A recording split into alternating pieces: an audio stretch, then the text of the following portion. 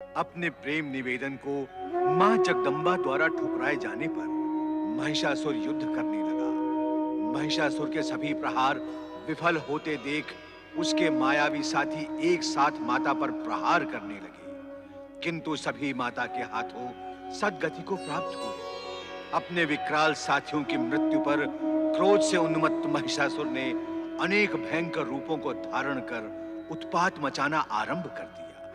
जगदम्बा ने उसके सभी प्रयास विफल कर दिए। इस पर क्रोध से हुंकार भरते महिषासुर ने शंबरासुर की चमत्कारी गदा की सहायता के द्वारा एक से अधिक बनकर माता पर आक्रमण किया। इस पर क्रोधित हो जगदम्बा त्रिशूल द्वारा उसका शीश काट देती है, किंतु पर्वत शिखर से टकराकर शीश जब पलटकर आने लगता है तो मां जगदम्बा महाकाली का स्वरूप धारण कर शीश को एक हाथ से पकड़कर भयानक हुंकार के साथ प्रलय नृत्य करने लगती है। माता के क्रोध को शांत करने व जगत रक्षा के हेतु भगवान शिव लेट जाते हैं। उन्मत्त महाकाली का चरण शिव के वक्ष पर पड़ते ही ग्लानि भाव ने उपस्थित हो माता का क्रोध शांत किया। सभी ने महिषासुर मर्दिनी की जय जयकार के घोष से आकाश को गुंजायमान कर दिया। वास्तव में भगवान शिव व माता पार्वती चौसर की बिसात की तरह ही इस जगत का संचालन करते हैं और यदा कदा इसे खेलते भी रहते हैं। ऐसे ही एक दिवस कैलाश के एक एकांत स्थल पर चौसर के खेल में विजयी पार्वती के अभिमान भरे शब्दों से आहत हो शिव रुष्ट होकर चले गए। इस पर अपमान भाव से ग्रसित पार्वती भी कैलाश का त्याग कर अज्ञात ग्राम प्रदेश में चली गई और कैलाश पर नंदी भोलेनाथ की उद्विग्नता देखकर उनसे आंखें खोलने का अनुरोध करते हैं। आंखें खोले भोलेनाथ, और ये बताएं कि आप इतने व्यग्र क्यों हैं? माता पार्वती कहाँ हैं?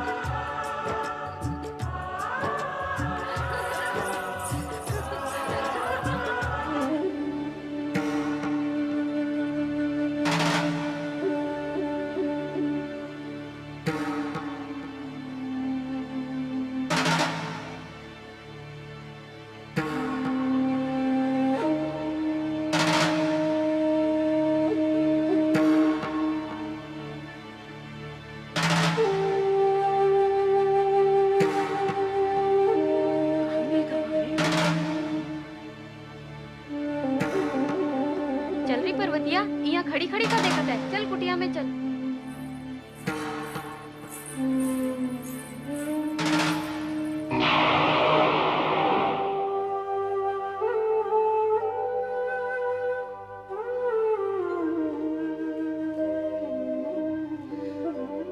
का हो पर्वतिया, का हुई गवा? का हमका? नहीं तो का हमका? वहाँ तो अच्छी चंगी भली खेलत रही, यहाँ आवत के का हुई गवा? का मनमितवा की सुझाई गई? नारी ना, ऐसा कछु ना। हम बहुत दिनों बाद खेलत रहे ना, तो तनिक थकी गए। तनिक विश्राम कर ले, तो ठीक हो जावेगा। काहे झूठ बोलत है री पर्वतिया? खेल कूद से भला कहीं थकान लागत है? तू बहाने काहे बनावत है? तुहार मन में कुछ और है, सच बता का है? अरे नहीं, हम झूठ काहे बोलेंगे? सच कहत है, हम थकी गए हैं। कछु देर विश्राम कर ले तो सब ठीक हो जावेगा। हमें लगत है पर्वतिया ठीक कहत है। हाँ, इका विश्राम कर लेने दो। आओ चलो री चलो। चलो री चलो। पर्वतिया, हम जात हैं, तू विश्राम करी ले। हाँ, चलो।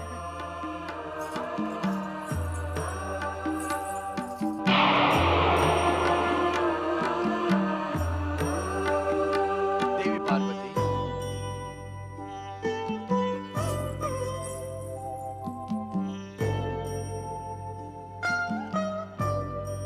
तुमने सत्य ही कहा था पार्वती। तुम हमारे बिना अधिक समय तक प्रसन्न नहीं रह सकती। ऐसे क्यों देख रही हो? कौन हो तुम? एक अकेली बाला के पास ऐसे छिप छिप कर आवत हो। तुमका का लाज विचार नहीं है का? कौन हो तुम? तुम हमका नहीं जानत का? अरे हमें का पड़ी है तुम्हें जानबे की? ए जाओ यहाँ से, हम नहीं जानत कौन हो तुम। ये तुमने झूठ बोलना कब से आरंभ किया पार्वती? अरे कौन पार्वती? हम पार्वती नहीं पर्वतिया है, पर्वतिया। हाँ, तुम यहाँ जिसे ढूंढने को आए हो वो कोनो और होगी, हम नहीं हैं। अब जाओ यहाँ से। अर्थात तुम हमें पहचानना भी नहीं चाहते? क्या सारे संबंध सदा सदा के लिए तोड़ दिए हमसे? मैया री मैया, कौन से संबंध और कैसी पहचान? हाँ, कोई सुनेगा तो का कहेगा? ई नार एक अनजान पुरुष से फुसुर करके काहे बतिया रही है? तुमका यहाँ हमार मान सम्मान मिट्टी में मिलावे को आए हो का? पार्वती, तुम्हारा ये स्वांग हमें अच्छा नहीं लगा। तुम्हारे व्यवहार से हम आहत हुए हैं। हमारे साथ किए गए अपमान का परिणाम तुम्हें अवश्य ही भोगना होगा।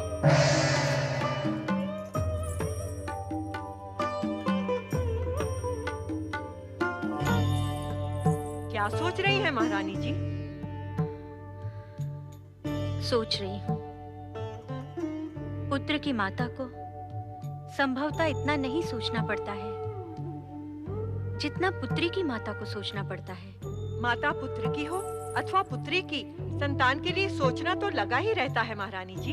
ऐसा नहीं है, पुत्र तो सदा माता के पास ही रहता है, इसलिए माता का मन आश्वस्त रहता है। किंतु पुत्री का विवाह होने के पश्चात वो तो माता की आंखों से दूर हो जाती है, इसलिए उसके सुख दुख की चिंता बिना आहट के मन में प्रवेश करती ही रहती है। तो यूं कहो, पुत्री पार्वती की याद पीड़ित कर रही है महारानी जी को। बहुत दिन हो गए ना उसे देखे हुए, उसे भी तो हमारी सुध नहीं आई। महारानी जी, पुत्री अपने पति के घर जाकर उसी की हो जाती है, फिर माता पिता का उस पर कोई अधिकार नहीं रहता। कोई अधिकार नहीं रहता? किस अधिकार की चर्चा कर रही हैं आप? अब तो पति का भी आपकी पुत्री पर कोई अधिकार नहीं रहा है। वो हमसे रूठ कर चली गई और अब हमें पहचानना तक नहीं चाहती। पधारे कैलाशपति, बहुत समय के पश्चात आपका हमारे यहाँ आगमन हुआ है। अच्छा हुआ जो आपने हमें दर्शन दिए। हम आपको दर्शन देने नहीं, चेतावनी देने आए हैं। चेतावनी? कैसी चेतावनी? क्या किया है हमारी पुत्री ने? अपमान किया है अपने पति का। नहीं, पति का अपमान करने वाली नहीं है हमारी पुत्री। अर्थात हम झूठ बोल रहे हैं? नहीं, मेरा ये अभिप्राय नहीं है। मैं तो केवल यही कह रही हूँ कि पार्वती ऐसी अज्ञानता नहीं कर सकती। वो कहीं आपको भ्रम तो नहीं हो गया कि वो अहंकारवश हमें छोड़कर चली गई? क्या ये हमारा भ्रम है? हम जब उससे मनाने गए तो उसने हमें पहचानना तक आवश्यक नहीं समझा। क्या ये हमारा भ्रम है? आपको पहचाना तक नहीं? हाँ, कहती है हम ना ही जानत। कौन हो तुम? ऐसा कहा उसने? अरे और भी बहुत कुछ कहा रहा। कहती है हम पार्वती नहीं, पर्वतिया हैं, पर्वतिया। यहाँ काहे आए हो? चले जाओ यहाँ से। हम आपको चेतावनी देते हैं कि यदि 2 दिन में आपकी पुत्री पार्वती कैलाश नहीं लौटी तो मान लें कि हमारे उसके संबंध सदा सदा के लिए समाप्त हो गए। फिर आप कैलाश पर ना आना हमें मनाने के लिए। इस समय कहाँ है पार्वती? आप ही के राज्य के एक बनवासी बस्ती में, जहाँ वो स्वयं एक बनवासी कन्या बनी हुई है।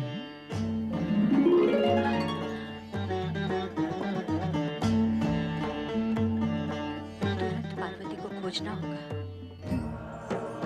ऐसा लगता है कि हमारे स्वामी और स्वामी दोनों एक दूसरे से उठकर पता नहीं कहाँ चले गए हैं।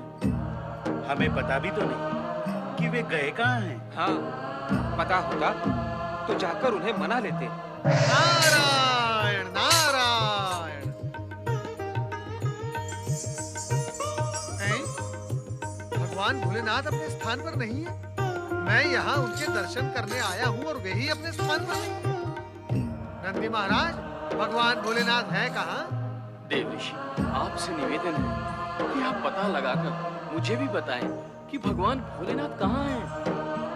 अर्थात तुम भी नहीं जानते कि भगवान भोलेनाथ कहाँ हैं? इसीलिए तुम सब दुखी और उदास दिखाई दे रहे हो। अच्छा ये तो बताओ कि माता पार्वती कहाँ हैं? उनका भी पता नहीं। दोनों ही कैलाश से अदृश्य हैं। देवर्षि, आप दोनों का पता लगाने की कृपा करें। ये तो चिंता का विषय है कि दोनों का ही पता नहीं है, किंतु मैं अवश्य दोनों का पता लगाकर तुम्हें सूचित करूंगा। वैसे नंदी महाराज, भगवान भोलेनाथ और माता पार्वती अधिक समय तक कैलाश से दूर नहीं रह सकते। नारायण नारायण। जगत पिता शिव एवं जगत महान शिव भक्त नर्तकी महानंदा भी सम्मिलित हो गई। महानंदा आज भी सदा की भांति तन्मय होकर शिव पूजा में संलग्न है। ओम नमः शिवाय। ओम नमः शिवाय। ओम नमः शिवाय। ओम नमः शिवाय। ओम नमः शिवाय। ओम नमः शिवाय।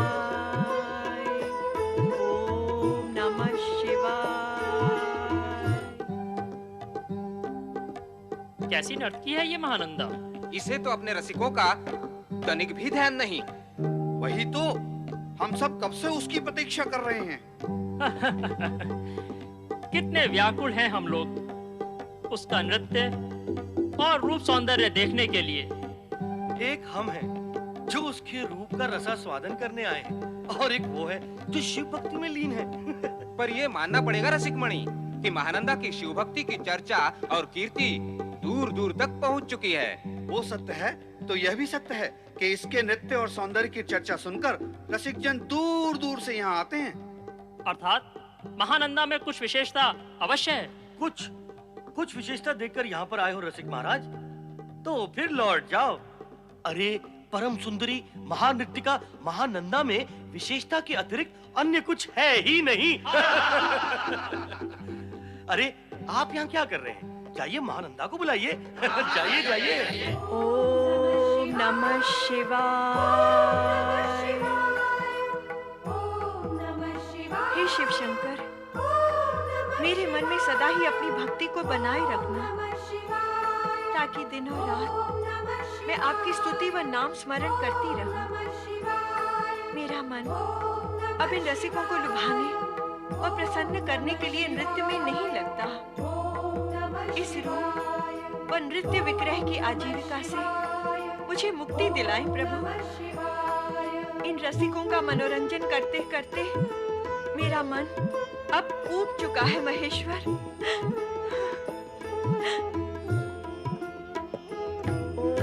ओम नमः शिवाय। ओम नमः शिवाय। ओम नमः शिवाय। ओम नमः स्वामिनी, आपके रसिकगण आपकी प्रतीक्षा करते करते थक गए, उनमें असंतोष व्याप रहा है। अब आप शीघ्र ही नृत्यालय चलें, अन्यथा वे उत्तेजित हो उठेंगे। उनसे कह दे कि मेरा स्वास्थ्य ठीक नहीं, मैं उनका मनोरंजन नहीं कर सकूंगी। किंतु स्वामिनी, एक बार नृत्यालय के द्वार से असंतुष्ट होकर गया रसिकराज फिर से लौटकर कभी नहीं आता। नहीं आता तो ना आए। ऐसे तो आपका ये सारा नृत्यालय कुछ ही दिनों में सूना हो जाएगा।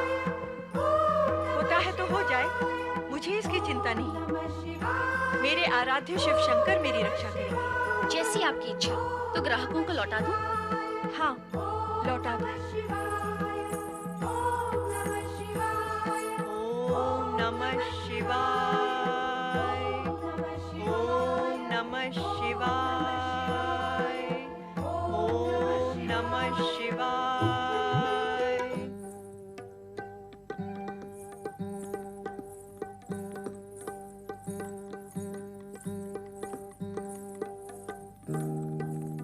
रसिकगण, आज स्वामिनी स्वस्थ नहीं है, अतः नृत्य द्वारा आप जन का मनोरंजन नहीं कर सकते।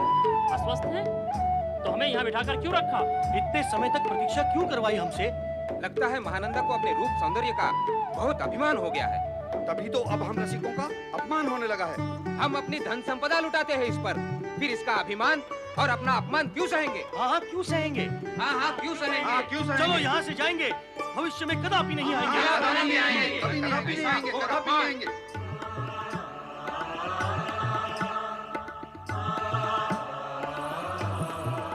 रसिकराज, क्या आपने देवी महानंदा का संदेश नहीं सुना?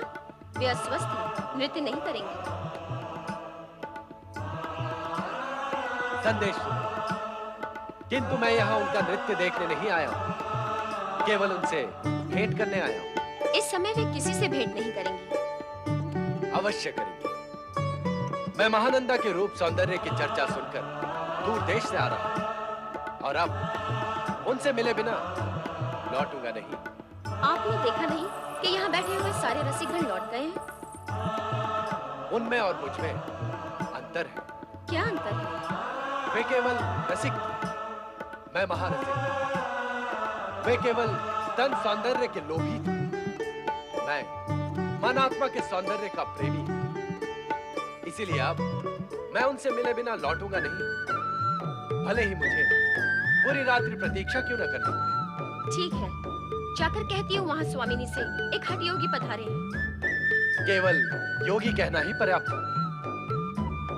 ओम नमः शिवाय, ओम नमः शिवाय। स्वामिनी, सभी भद्रजन चले गए हैं, किंतु एक हठीला व्यक्ति हट पर उतारू है। कहता है बहुत दूर से महानंदा के रूप और सौंदर्य की चर्चा सुनकर आया हूँ। रात्रि भर प्रतीक्षा करूंगा, किंतु भेंट अवश्य करूंगा। अद्भुत प्राणी है, इतनी हट कर रहा है तो मिलना ही पड़ेगा।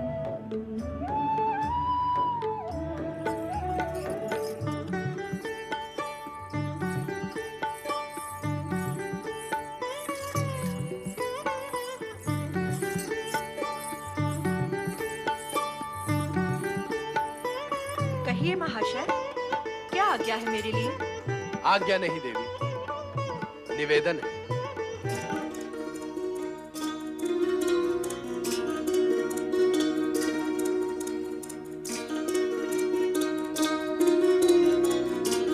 निवेदन?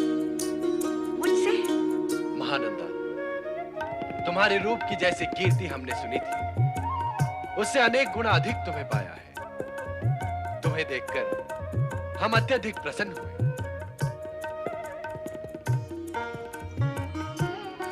हीरे के ये 4 कंगन तुम्हें भेंट देना चाहता हूं, इन्हें स्वीकार करें।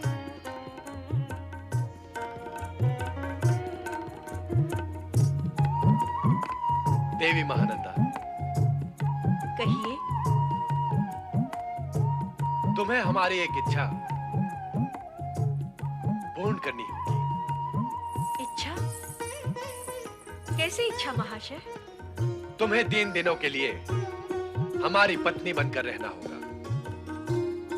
इन 3 दिनों में तुम्हारे नृत्यालय में कोई भी ग्राहक व रसिक नहीं आएगा। किंतु महाशय, इन 3 दिनों का पारिश्रमिक भी मैं तुम्हें दूंगा। कहो, स्वीकार है? हाँ, स्वीकार है। देवी, यह रत्न निर्मित शिवलिंग मुझे अपने प्राणों से भी अधिक प्रिय है। तुम्हें 3 दिनों के लिए इस शिवलिंग को अपने पूजा घर में रखना होगा। जब मैं लौट के जाने लगूं, तो ये शिवलिंग मुझे लौटा देना।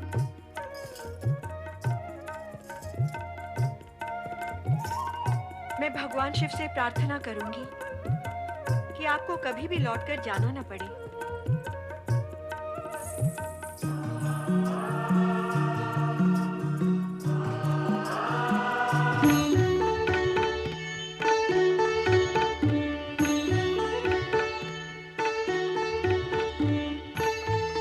भैया गणेश, बड़े भैया कार्तिकेय,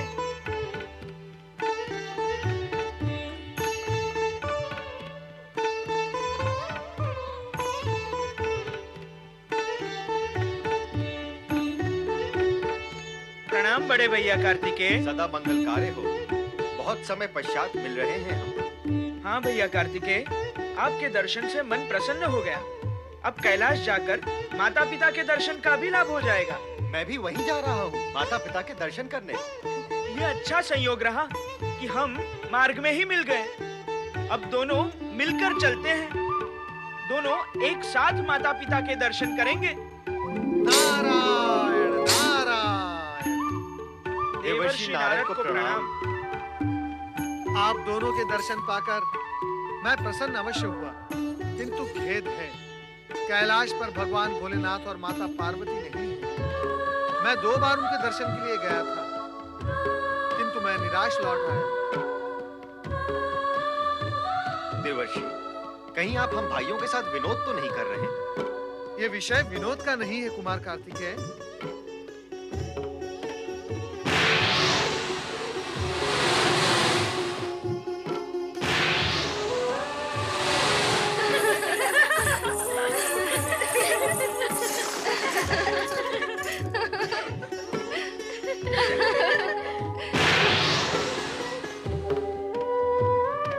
भैया कार्तिकेय, हमारे माता पिता दोनों विचित्र वेशों में विचित्र स्थानों पर पहुंच चुके हैं। मैं आपको उनका पता बताता हूँ। आप पिता के पास पहुंचो, मैं माता के पास पहुंचता हूँ।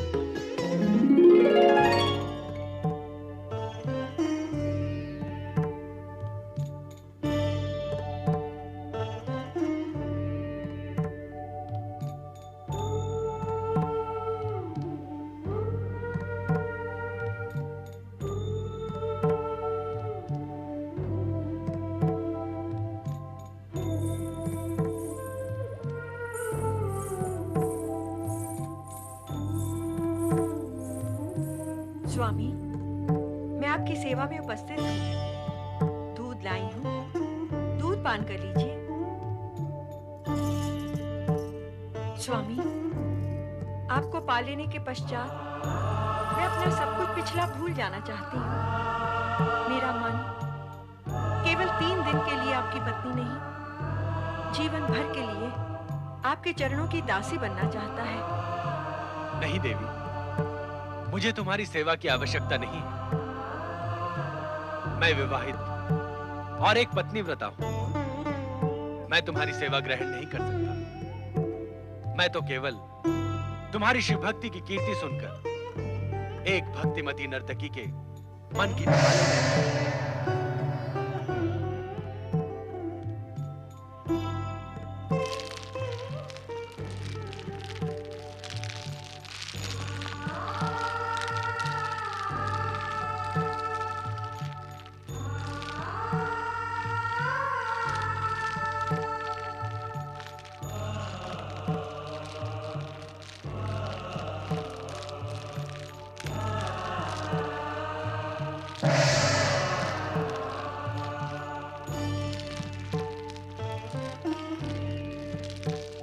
माता को पुत्र गणेश का प्रणाम। गणेश, भगवान गणेश, हमार गाँव माँ। किंतु माता, ये आपने कैसा वेश धारण किया है? अरे हमरे तो भाग्य ही खुल गए। भगवान गणेश जी जो पधारे हैं हमार कुटिया माँ। बड़े दयावान हो गणेश जी महाराज। भक्तन की सुधि बुद्धि नहीं बिसारत। अर्थात आप मुझे पुत्र के रूप में पहचानना नहीं चाहती? पुत्र? कौन पुत्र और कौन माता? भगवान गणेश जी भगवान, का तुम हमरे संग विनोद करत हो? अरे तुम हमरे भगवान हो और हम तुम्हार भक्तिन पर्वतिया। आओ पधारो, हम अभी सब सहेलियों को बुलाए लेते हैं। आप हमारी बस्ती में पधारे हो तो हम सब मिलकर तुहार पूजा करीब, तुहार गुण गाइब। हरियो चंपा, कनेरी, सुमेरी, सोनेरी, आवा हो आवा, आवा आवा। अरे हमार तो भाग्य खुल गए हो। आवा आवा। गणेश जी पधारे हैं हमार बस्ती माँ, इनकी पूजा करिबे। जय गणेश जी, जय गणेश जी, जय गणेश जी। पार्वती, प्रणाम नानी माँ। आयुष्मान भव। हमसे भी पहले पहुंच गए गणेश। हमें तो ये स्थान ढूंढने में समय लगा। फिर भी हम यहाँ पहुँच तो गए, परंतु यहाँ पहुँचने का लाभ हो नहीं रहा है नानी जी, कारण कि माता जी बदल गई हैं। वो किसी को भी नहीं पहचानती। पुत्री पार्वती। प्रणाम महारानी जी। हम पार्वती नहीं, पर्वतिया हैं, पर्वतिया। आपको पहचानवा में भूल भई है महारानी जी। गणेश भैया, गणेश भैया, मैं जो कुछ भी देखकर आ रहा हूँ वो तुम्हें बता नहीं सकता, और वो देखने के पश्चात भी मुझे अपनी आंखों पर विश्वास नहीं हो रहा। भैया कार्तिकेय, अब जो कुछ भी देखकर आ रहे हो वो मैं पहले ही देख चुका हूँ। नारायण नारायण। कुमार कार्तिकेय, श्री गणेश आप? देवऋषि, एक गंभीर विषय में हम आपसे विचार विमर्श करना चाहते हैं। आइए। अरे आज हमार घर द्वार माँ महारानी आई हैं। इनका स्वागत होवे का चाहिए। पधारे महारानी पधारे, हमार कुटिया माँ पधारे।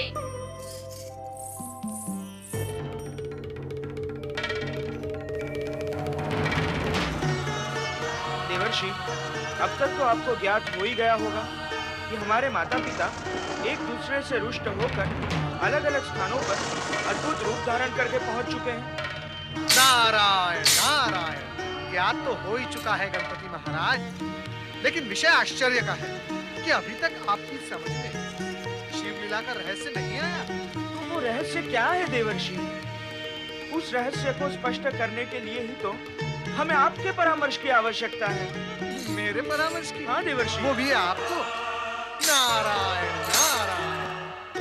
गणपति महाराज, आप तो स्वयं बुद्धि के निधान हैं। भला मैं आपको क्या परामर्श दे सकता हूँ? भैया गणेश, मैं स्वयं अपनी आंखों से उस नर्तकी महानंदा की दृष्टता देखकर आ रहा हूँ। वो पिता शिवशंकर को मोहित करने की चेष्टा कर रही थी। ये सब देखकर मैंने स्वयं पर संयम रखा, अन्यथा। भैया कार्तिकेय, ऐसी विषम स्थिति में क्रोध से नहीं चतुराई से कार्य करना पड़ता है। ऐसे समय में भी आपने संयम रखकर उचित ही किया है।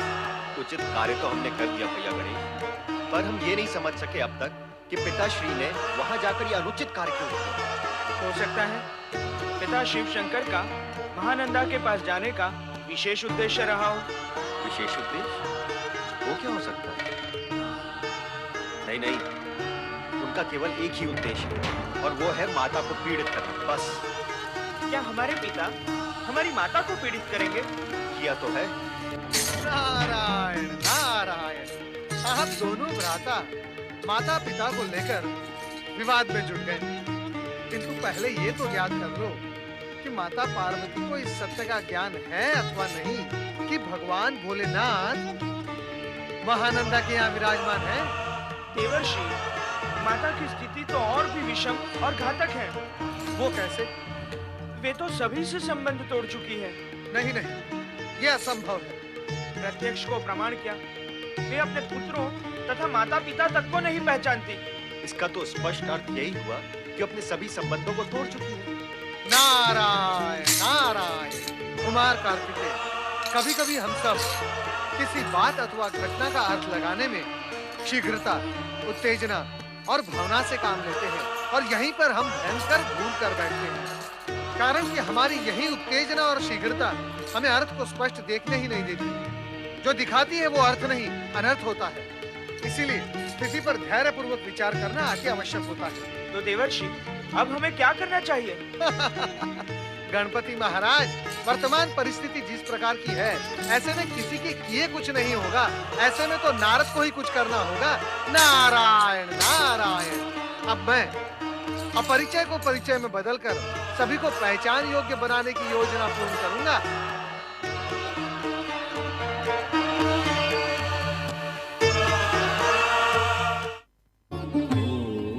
नमः शिवाय, ओम नमः शिवाय।